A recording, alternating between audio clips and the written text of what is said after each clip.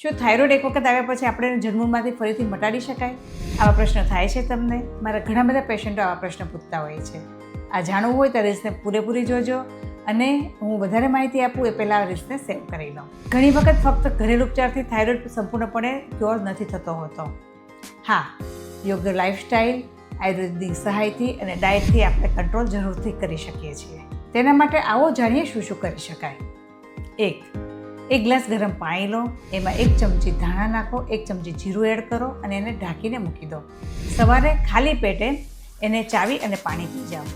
આનાથી તમારું મેટાબોલિઝમ સારું થશે, ડાયજેશન સિસ્ટમ ઇમ્પ્રૂવ થશે અને થાઇરોઇડને કંટ્રોલ કરવા માટે ખૂબ જ મદદરૂપ થશે. થાઇરોઇડવાળા પેશન્ટ માટે યોગ્ય ડાયટ હોવો ખૂબ જ જરૂરી છે. લીલા પાંદડાવાળા શાકભાજી, ફ્રૂટ્સ, બદામ, અખરોટ અને આયોડિનવાળું મીઠું આ ખાસ એડ થવું જોઈએ. થાઇરોઇડવાળા પેશન્ટનું અગ્નિ મજબૂત હોવું ખૂબ જ જરૂરી છે.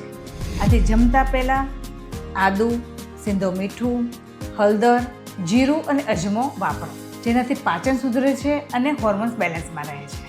જો તમને પણ થાઇરોઇડ છે તો કોમેન્ટ્સમાં જણાવો.